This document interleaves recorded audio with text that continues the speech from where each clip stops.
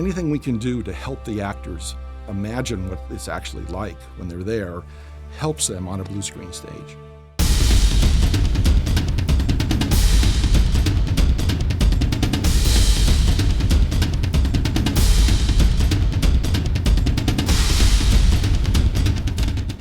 When you get somebody that's talented, that has this desire to tell a story, you've got a previs artist.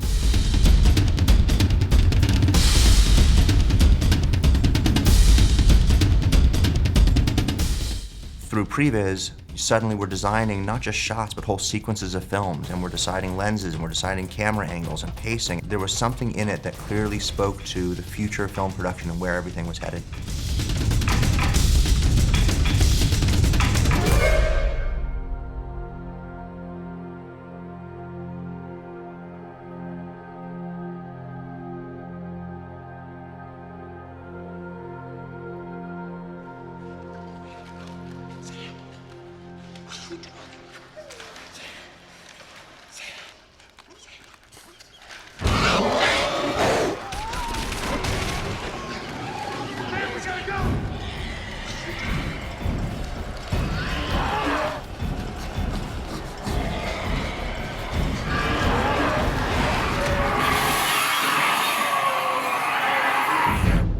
My strongest belief about where previs should be is it needs to be finally recognized as a major force in the industry. It needs to have its own department. Previs is an absolutely important part of the artistic process of setting up a movie, and it's absolutely instrumental for producers to understand how they can break down and schedule a movie in a way that's so much more effortless than working off storyboards or just the script. The thing about previs, it's not like working on a final shot. It's about how that shot fits as a piece within a puzzle of the shots around it and the scenes around it and the movie as a whole. If a director has the opportunity to look at his film being constructed in advance in a prevised form, he can see various story beats taking shape.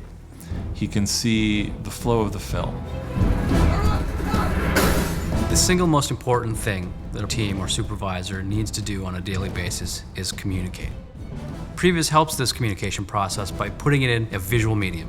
The department can act as an information nexus, driven by the director's vision, tempered by the production, and informed by all the different players in the room, from visual effects to the art department to stunts and special effects.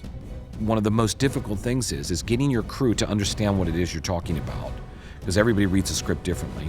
Then, when you take everything that you've been talking about and try and get a visual effects studio to do it. They're consummate filmmakers in their own right, but we speak these two different languages. It took me 3 or 4 years to even understand what anybody said at ILM. I mean, we used to have a little booklet that we'd translate. I go back and forth on the value of previs to a show. I've seen a lot of previs done and has never really panned out. People have got to be clear at the beginning what they think is really valuable to the show. But I tell you, if it's used like we did in War of the Worlds, the post on that was done in 3 months, and that was because we stuck to it all through the shoot. Steven agreed to what it was going to be through the shoot, so the previs matched the location and then matched Steven's idea of what it should be. Incredibly valuable. Previs is absolutely the most integral and important part for us, that every director understands the limitations that he has, especially in terms of the context of virtual set software where you can actually see what you're shooting in real time. And that's probably one of the most difficult things that all previs artists have to deal with. Directors who don't understand the process, and directors who need to be able to communicate what it is they want to see. And it is the most collaborative of all mediums. Often on a large film, there'll be 2,200 people working on a movie. Not all at one time, but all throughout that process. In order to get the best out of them, you have to be able to communicate with them. The best way to communicate with them is with images, not words. We need to be able to make changes for the director on the fly in the actual software like Maya or Softimage. The director can literally come over and say, oh, wait a minute, why don't you move the main character over like this? And can you make that out of focus in the background? And they see the results right there. And that's the power of keeping the assets very lightweight and manageable, so you can keep the entire process real time. A lot of the things that we want our various previs artists to be able to understand is the ability to use lens information, lens changes to help tell a story. The nice thing about this is you have your digital set in place. You have your digital camera available, so if you want to experiment, you can experiment. As we're designing shots, as we're building environments, as we're exploring these new places, there's always one eye towards just the creative, the emotional. How's it going to look? What's the story? Is this really going to evoke the feeling that you want it to evoke? But you also have this other mind's eye that's looking at it as, where is the camera? Can this be filmed? Is this within the bounds of reality?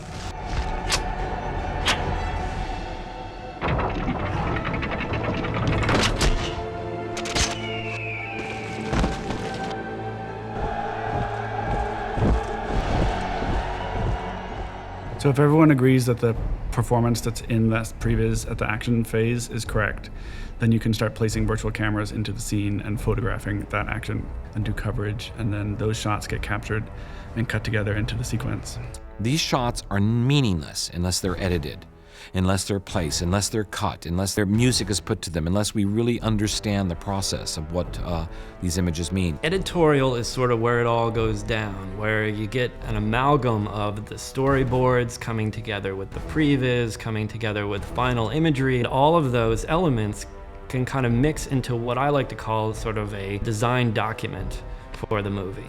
The shots that are created through previs have to be cut together in almost every case, and that can happen in the earliest pitch viz phases, it can happen in the pre-production phase, it can happen in a post-viz phase.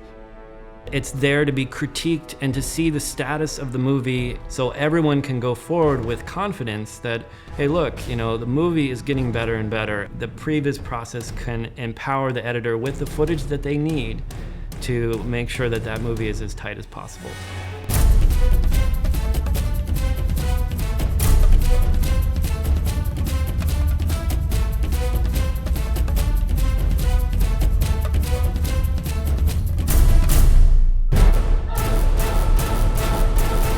The way George always has seen it is, and he's right, and it's going to be this way, is you want all of that to be done by one or the same team of people. And the post part of it, the director ought to be either doing it himself or right with the previous guy doing it. So you don't fragment the creativity in the film. So at the end of a successful previs process, the director needs to be able to look at the previs and say, that's what I want my movie to be.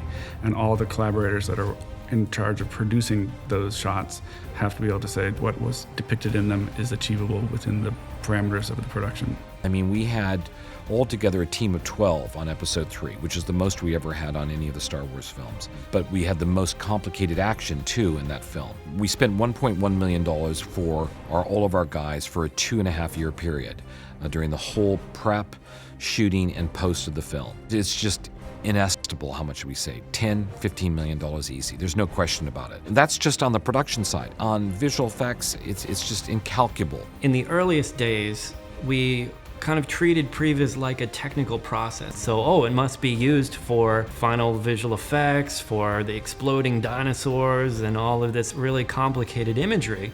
But actually, I advocate the opposite, which really is that in a scene that's very intimate, it's about the drama of the characters interacting. This is what you can do with previs, is you can really test out all the various subtle camera options, things that you probably wouldn't have thought of or had the time to try out on the day. All of a sudden, you're empowered with a film that makes it look like you hit a home run on every single shot.